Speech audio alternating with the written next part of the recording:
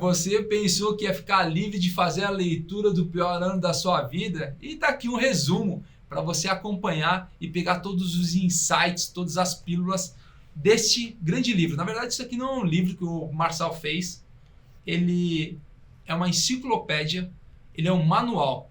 Marçal escreveu isso para você que está chegando agora. O Pablo Marçal, ele é criador do Método IP e autor do best-seller Antimedo.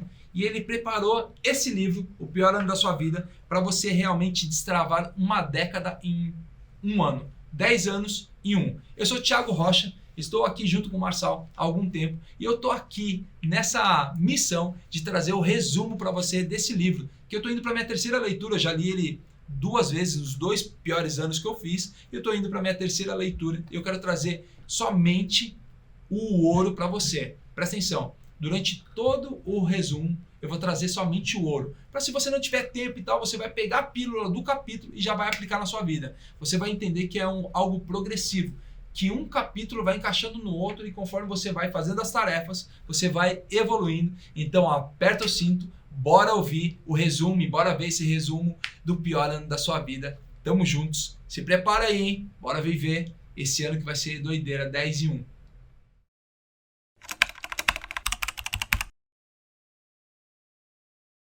Esqueça o extraordinário e viva o simples.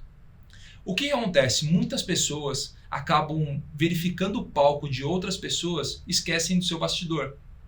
Muitas pessoas querem comparar o 10º capítulo de um livro de alguém, o livro da vida de alguém, com o seu primeiro capítulo. Entenda o seguinte, todos nós iniciamos do zero. E eu quero te convidar a partir de agora, e é isso que o Marçal nos convida nessa leitura, a esquecer o extraordinário, você viver o simples. Tiago, como que eu vivo o simples? Fazendo aquilo que precisa ser feito. Todos os dias, quando você faz aquilo que precisa ser feito, você começa a entender que o extraordinário não existe. Qual que é o ciclo que você vai fazer? Você vai fazer, corrigir e melhorar. Tudo aquilo que você se propor a fazer. Você não precisa fazer grandes planejamentos, só precisa iniciar, pois o erro vai fazer parte do processo. Então é melhor você errar e errar rápido, corrigir e potencializar o seu resultado. Esqueça o extraordinário. O extraordinário não vai te levar a lugar nenhum. Seja alguém que faça aquilo que precisa ser feito com muito coração e com muita paixão. Isso sim vai te fazer ter grandes resultados. No capítulo 2, nós vamos falar exatamente sobre o poder da escrita. O que é o poder da escrita? Quando você começar a ler o capítulo 2, você vai entender o seguinte, que não adianta você ter um armazenamento de informações na sua mente. Você sabia que a mente ela foi criada para ser criativa e não para armazenar informações? Sabe por que você talvez em alguns momentos falou, eu não sou criativa, eu tenho dificuldade de criar coisas, produtos, serviços ou ideias? Sabe por quê? Porque sua mente está armazenando informações que poderiam ser colocadas num computador, num papel, num caderno, num celular, em qualquer outro lugar. E aí você está preenchendo o teu cérebro com as tarefas que deveriam estar num papel e deixando a sua mente livre para a criatividade. Então qual é o convite? Você começar a colocar para fora, trazer à realidade aquilo que já está na sua mente e no seu coração. Lembra o seguinte, que o mundo foi feito através de uma palavra, através do verbo. E é exatamente esse verbo que acontece aí dentro da sua vida, quando você começar a colocar para fora. Esse verbo vai começar a trazer vida, e vida em abundância para você. Então comece a profetizar, comece a falar mais sobre a sua vida. Comece a falar tudo aquilo que você quer realizar. E depois que você falar, comece a trazer a realidade escrevendo. É tão importante escrever porque você ativa alguns canais, como o visual. Quando você fala, você ativa o auditivo. E isso começa a retroalimentar. Por que isso é importante? Porque conforme você vai tendo novos resultados, a sua crença positiva de ter novos resultados vai te fazer crescer muito e você vai cada dia mais ter a certeza de quem você é e isso vai te levar a ter grandes resultados. No capítulo 3 a gente fala sobre alvos. Alvos para quê, Thiago? Não adianta você querer fazer uma jornada se você não sabe para onde você vai. Imagina você entrar no Uber e simplesmente falar para o Uber, eu quero ir ali. Ali aonde ele vai perguntar? Você precisa pegar o seu aplicativo, colocar o destino. Assim como tudo na sua vida, você precisa criar um destino. Para onde você vai caminhar? Por quê? Porque você vai entender se você está numa jornada de progresso ou se você está desviando da rota. Lembre o seguinte, Na sua caminhada de crescimento vai existir algo chamado ganhos paralelos. O que são ganhos paralelos? Você está aqui numa jornada seguindo seu destino, aquele que você traçou como alvo. Você tem falado, profetizado, você está escrevendo, fazendo aquilo que precisa ser feito, como nós aprendemos nos capítulos anteriores. E aí você está ali no crescimento, só que começam a aparecer grandes oportunidades, porque você está num crescimento exponencial. E aí as oportunidades vão surgir.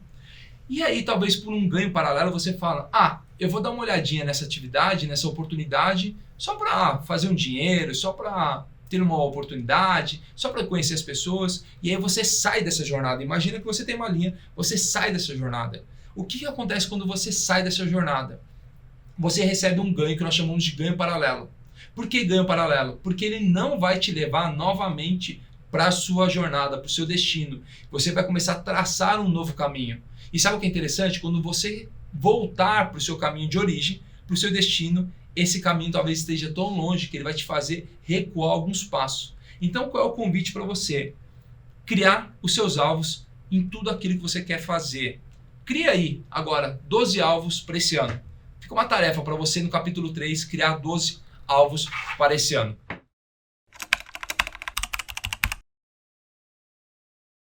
E aí a gente vai entrar no capítulo 4. O que é o capítulo 4? O que te impede? Está aqui, ó. Olha aqui, ó. Capítulo 4. O que te impede? Eu te pergunto, o que está te impedindo?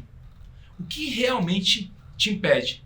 Será que são pessoas? Será que são coisas? Será que são oportunidades? Ou será que é o perfeccionismo? Será que deixar de cuidar da sua vida não tem te impedido de ter grandes resultados? Qual é o convite para você nesse resumo desse livro? Você identificar os limitadores. Aquilo que você está fazendo muito complexo, que era para ser coisa simples, e isso está te impedindo a ter novos resultados. Qual é o convite para você enquanto você está ouvindo esse resumo? E talvez durante todo o resumo vão surgindo insights, pensamentos, atitudes, decisões. Eu vou te convidar. Pega papel, pega uma caneta e escreve tudo aquilo que você está pensando nesse exato momento. Pausa e vai lá, escreve. Eu te pergunto, o que te impede de crescer de uma forma exponencial? Talvez a comparação com outras pessoas, talvez a baixa autoestima, talvez um medo de ir para frente. Você precisa identificar. Por que precisa identificar? Porque quando você identifica, você está consciente para aquela ação. Presta atenção. Toda consciência ela gera mudança. Você quer ter novos resultados? Você quer realmente mudar? Você vai ter que fazer o quê? Ter consciência. Então, nesse exato momento, você vai pausar esse resumo e vai pegar papel e caneta e vai começar a colocar lá o que te impede. Porque a gente vai para um próximo capítulo, que é aprender a fazer tarefas assertivas. Só que para isso, você vai precisar eliminar várias coisas da sua mente. Então, pausa esse vídeo e vai lá e começa a preencher tudo que te impede.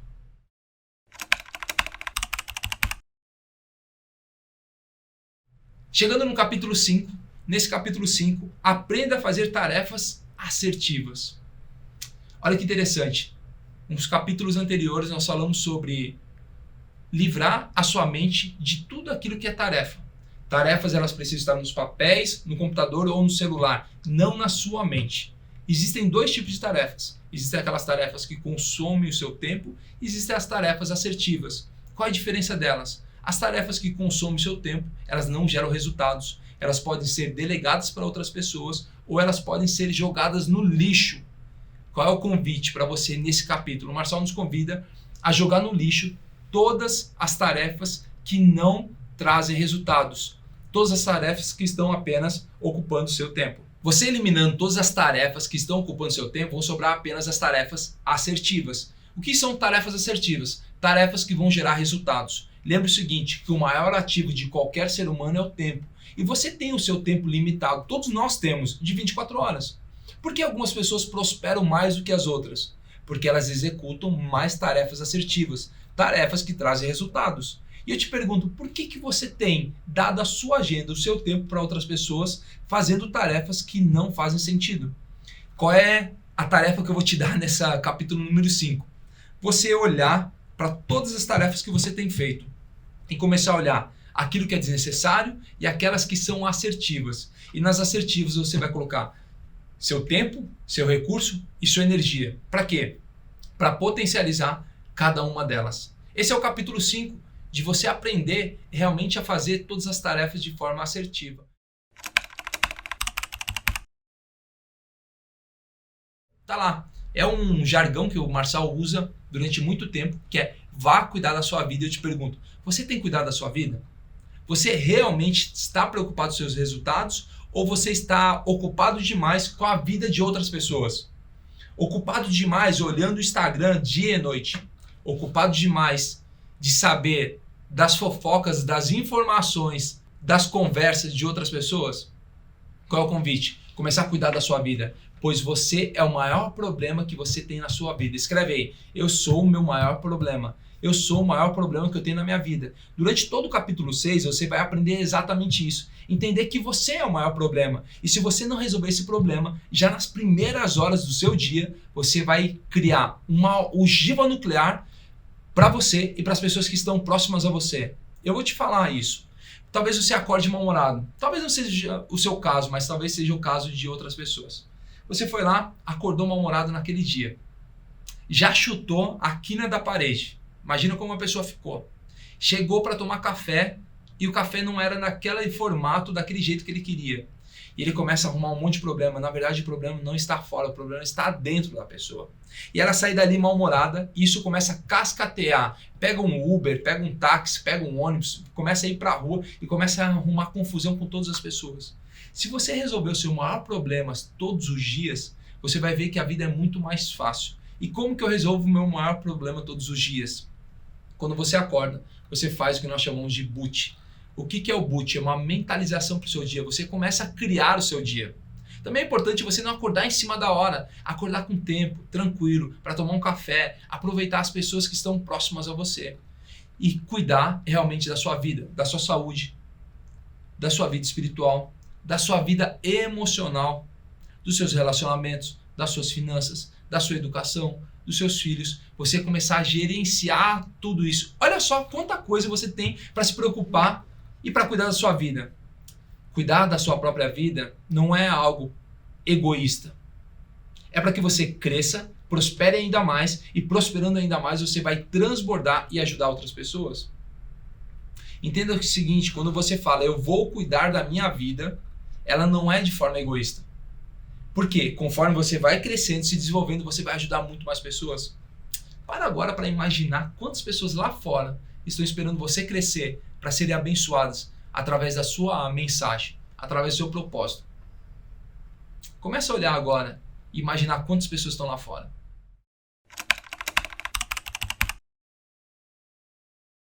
E agora a gente vai começar a caminhar para o capítulo de número 7, que são novos hábitos. Você precisa abandonar os hábitos ruins e criar novos hábitos.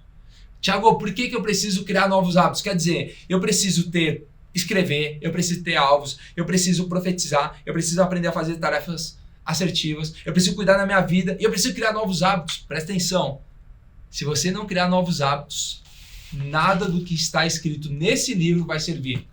E eu vou te provar isso. Há quantos anos você tem o mesmo hábito de fazer as mesmas coisas e ter os mesmos resultados? Se você quer ter novos resultados, presta atenção, você precisa fazer novas coisas, novas ações, ter novos hábitos.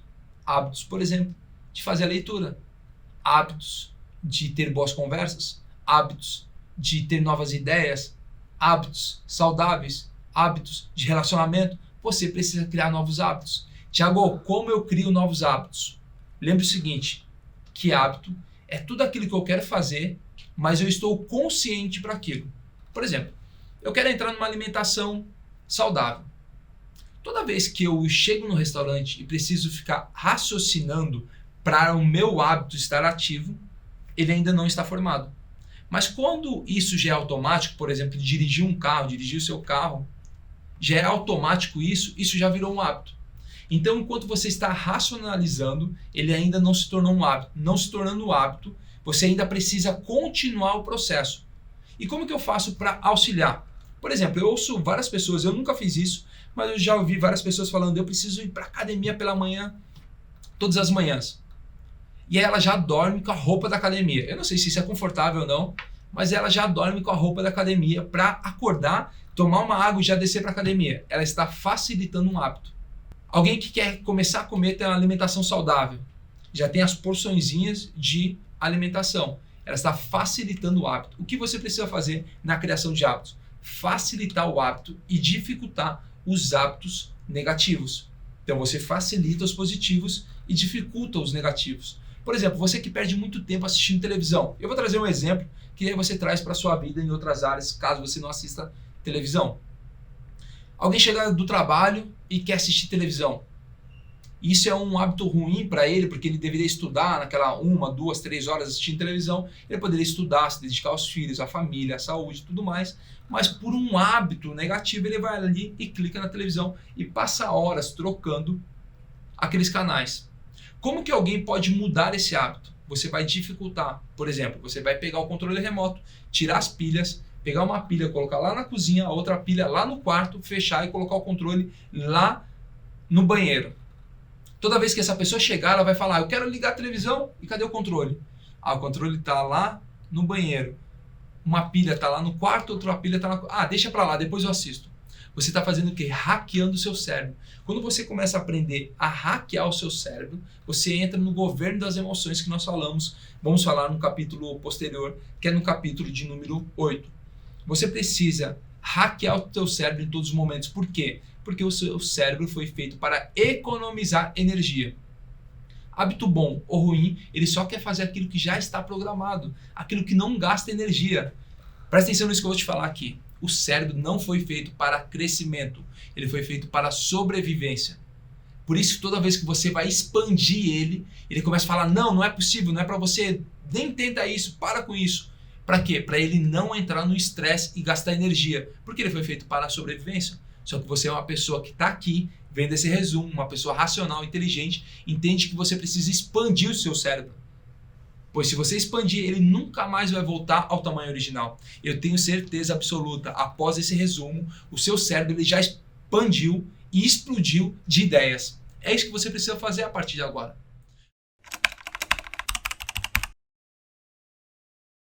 Quando você começa a fazer isso, você vai aprender sobre autogoverno. No capítulo 8, nós falamos exatamente sobre o autogoverno. O Marçal nos dá uma aula de como você aprender a governar nas 3 esferas. Governar o seu corpo, governar suas emoções e governar o seu intelecto.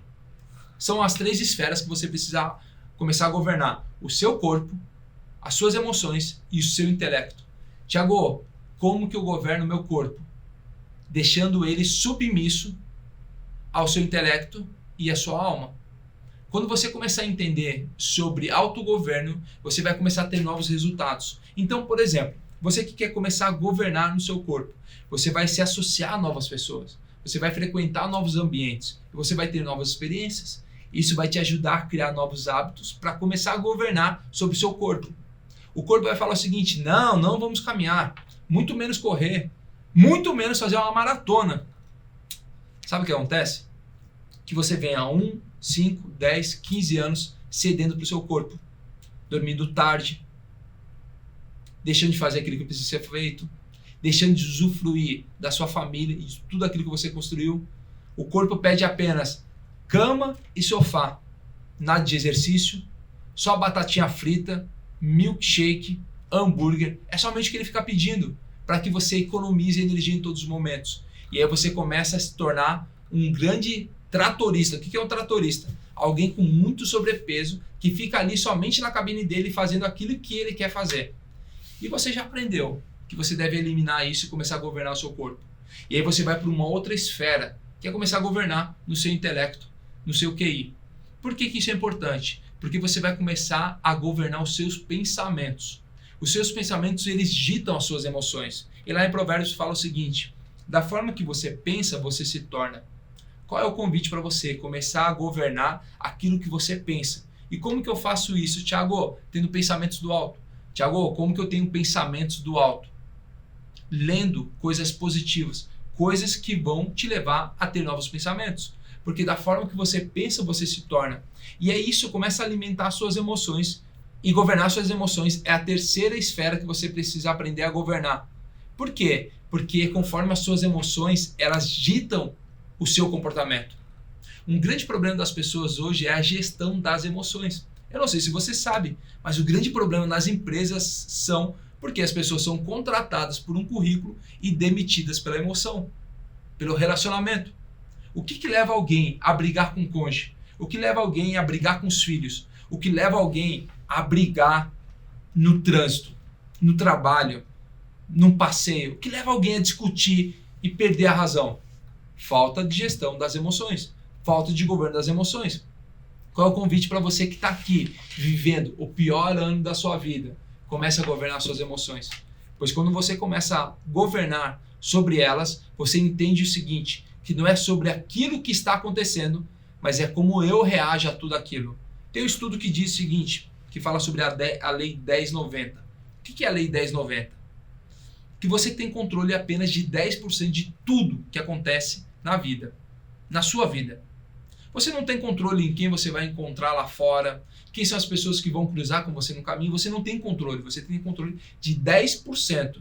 Quer dizer, o horário que eu vou sair de casa, a roupa que eu vou fazer, o que eu vou comer, isso está no meu controle. Todo o restante não está. Você que é alguém perfeccionista, controlador ou controladora, que quer controlar tudo, esqueça isso. Isso está te matando. Você precisa entender o seguinte, que 10% você está no controle, todo o restante não está. Mas a pergunta é, como você reage aos 90% de ações? Como que você reage quando você é fechado no trânsito? Quando você reage quando alguém é mal educado com você? Você tem gestão das emoções? Você tem autogoverno? O autogoverno, nas 3 esferas, vai te levar a ter grandes resultados. Vou te convidar a fazer o seguinte, nós estamos no capítulo 8, você vai pausar e você vai escrever agora. Escrever tudo aquilo que você está pensando nesse exato momento sobre autogoverno, sobre novos hábitos, sobre cuidar da sua vida e sobre aprender a fazer tarefas assertivas. Você vai pegar esses 4 capítulos e vai colocar um resumo aí no seu caderno. Para que isso é importante, Thiago? Para você começar a ter consciência de tudo aquilo que nós estamos aqui conversando. Você vai começar a trazer a consciência e quando você escrever, você vai tomar decisões. Decisões para quê? Decisões daquilo tudo que era para ser feito e não foi feito. Decisões para quê? Para te levar para uma próxima fase.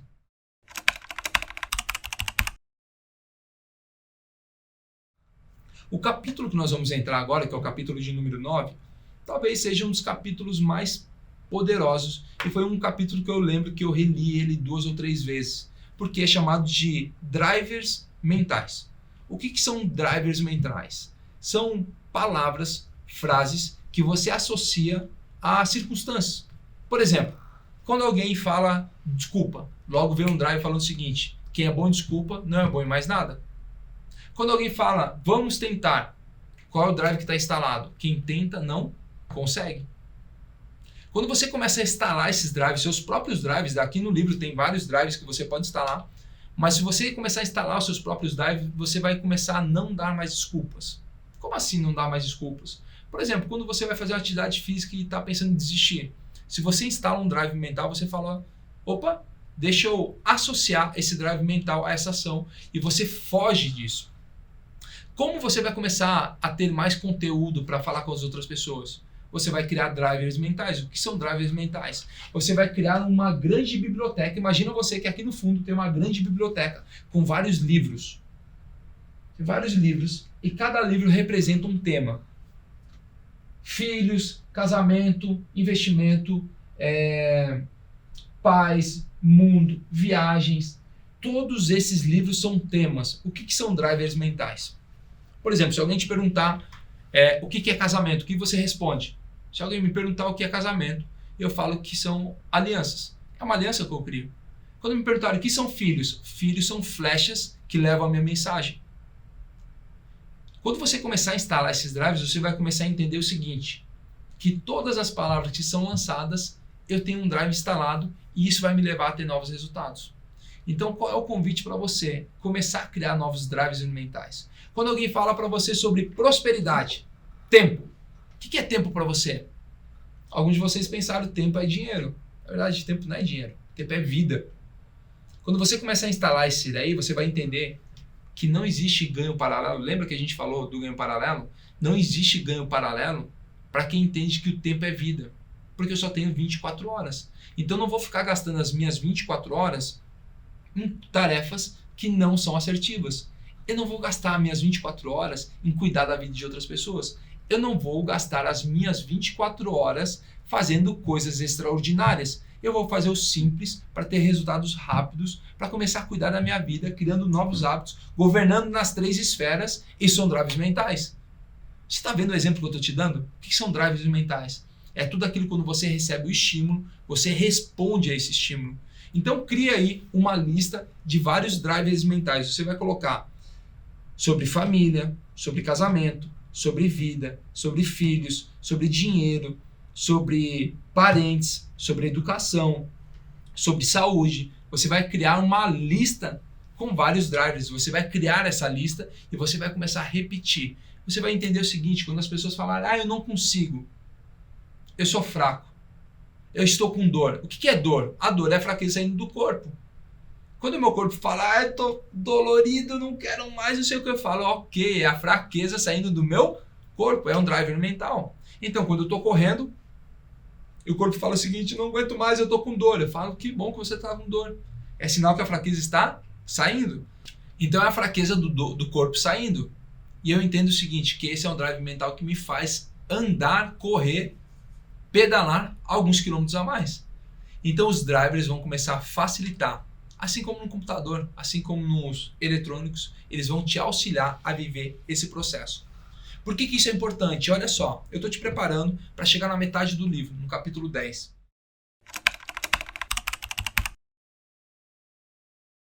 E o capítulo 10 talvez seja um dos mais importantes. Tiago, você já falou isso de outro capítulo. É o mais importante para você entender agora esse processo progressivo que nós estamos. O que você está vivendo durante esse resumo do pior ano da sua vida é algo chamado a espiral ascendente de crescimento. Você começou deixando coisas extraordinárias e vivendo simples. Você começou a escrever e profetizar na sua vida. Você começou a olhar alvos. Você vem crescendo e esse espiral ele só cresce. Por quê? Porque agora a gente vai para a maior viagem da sua vida, que é o capítulo 10. Qual é a maior viagem da sua vida? Você vai viajar para dentro de você. Toda viagem para fora, ela começa lá dentro. Infelizmente, muitas pessoas nos dias de hoje, elas estão mais preocupadas com aquilo que têm ou com aquilo que fazem. Tanto que elas falam quem são, baseado na sua profissão, baseado na sua função. Quando você entende que você começa a viajar, e essa é uma das maiores viagens, entender qual é a sua identidade, você começa a entender quem você é realmente, ela vai te trazer novos resultados. Então, qual é a maior viagem da sua vida? Fazer um mergulho para dentro de você e não basear o seu eu naquilo que você tem e naquilo que você faz, mas em quem você é. Imagem e semelhança. Quando você entender que você é imagem e semelhança, nascido para governar, multiplicar e dominar sobre todas as coisas, você vai começar a sair dessa fase de criança, com pensamentos de crianças, falas de crianças, atitudes de crianças, para começar a ter uma vida de adulto. Vida essa que tem uma mente renovada. Quando você começar a viajar nessa sua maior viagem, que é uma viagem interna do autoconhecimento, entendendo o que realmente faz bem, aquilo que não te faz bem, você vai começar a ter novos resultados. Então eu quero te convidar a fazer o seguinte, puxa o cinto agora, vou te convidar agora a puxar o cinto e fazer a maior viagem da sua vida, que é viajar para o seu eu. Quantos cursos de desenvolvimento pessoal você fez? Quanto você tem se questionado, quanto você tem buscado crescer, o quanto você tem buscado potencializar a sua identidade, clarificar a sua identidade, entendendo que você é imagem e semelhança. Para agora e começa a refletir sobre isso. Começa a refletir sobre quem você é de verdade. E a gente vai para o próximo capítulo.